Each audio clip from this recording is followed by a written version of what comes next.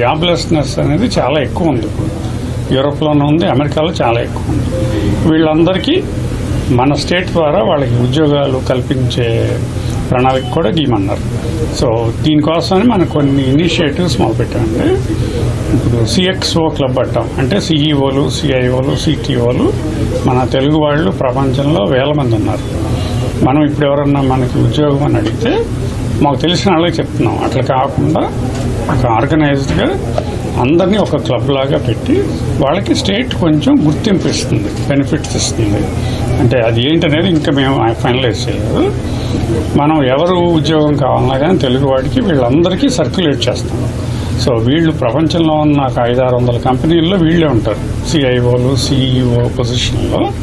So మనాళ్ళకి ఉద్యోగాలు వచ్చే chance పెరుగుతుంది.